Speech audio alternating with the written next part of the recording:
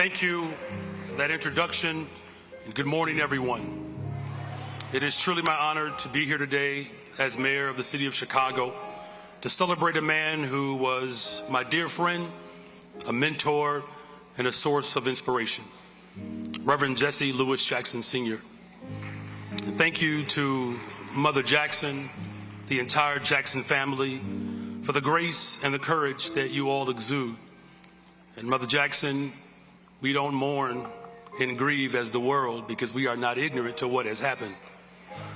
And you will see him again. That's not a promise from a politician, but from the Word. And he said, if it weren't true, I would not have told you so.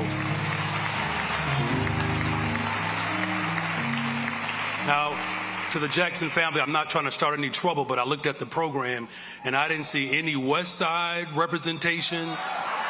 I didn't see nobody from the Church of God in Christ on the program. So I know I represent the city of Chicago, but God bless you, Bishop Shears. I guess they wanted us to get out on time, so they...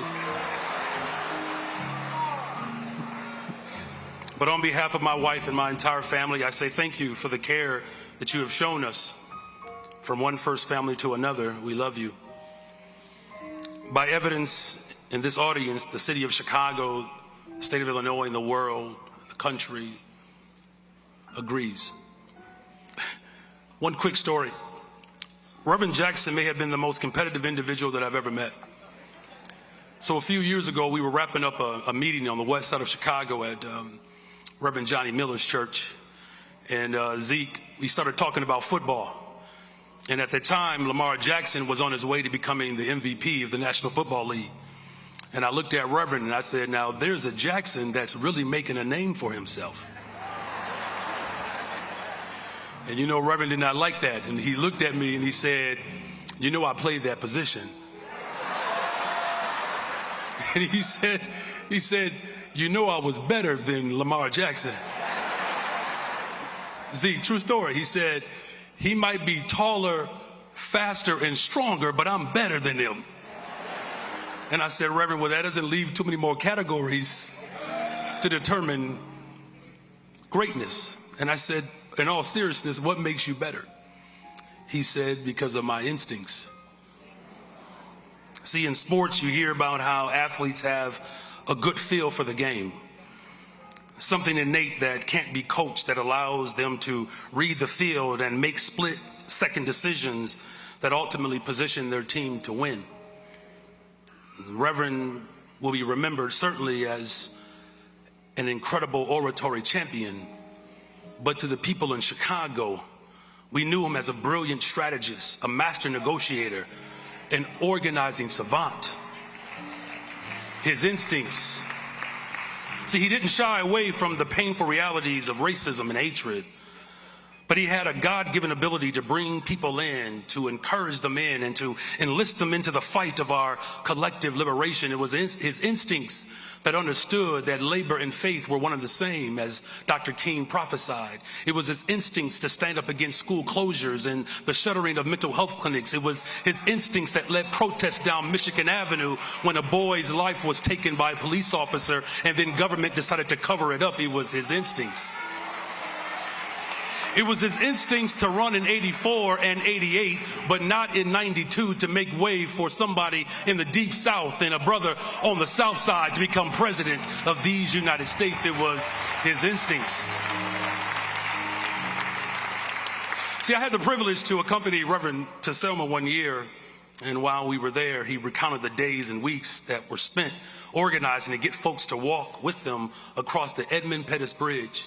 And he said, now that history has proven us to be right, he said that everybody and their mama was on that bridge. But he knew the struggle from going town to town, and he was calling people out of isolation and into community, understanding that the bridge is a symbol that burdens all of us. It's what connected us. It's what was waiting for us on the other side. He had a feel. His instincts understood that that bridge was a representation of the cross.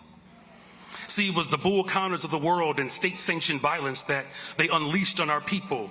It was a cross brought to bear by the most egregious alignment that can materialize in a fight against inequality. Reverend Jackson's instincts understood the words of James Baldwin, who said that ignorance and power allied is the most ferocious enemy of justice. But his instincts understood that if there's a cross to bear, we need a symbol of a promise. And that's when he formed the Rainbow Coalition that said that whosoever will, let them come. It would be necessary for the movement to build the future that he saw, where America could finally live up to her ideals. And when I think of Selma and that storied march across the Edmund Pettus Bridge, I know that Reverend Jackson knew exactly how much wickedness and hatred waited for them on that bridge. Beaten, abused, intimidated, they marched anyway. They bore the cross because they understood that on the other side of the bridge, his instinct said there's a win.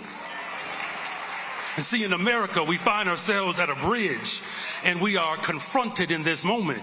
And that bridge is now described as borders, where borders get to determine how human dignity is determined by which side of the border you live on. He understood the bridge.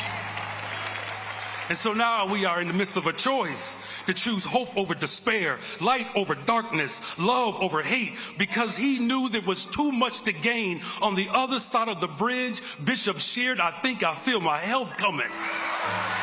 Because on the other side of the bridge, Rodney, housing as a human right. On the other side of the bridge, health care for all. On the other side of the bridge, safe and affordable cities, accessible transportation, finally fully funding our public education system. It is time to cross the bridge, you all, to build an economy that works for all. Black, brown, white, Asian, young, old. It is time for the ultra-rich to pay their fair share in taxes on the other side of the bridge. Reverend, you cross your bridge. We know our assignment. We see you on the other side. God bless you.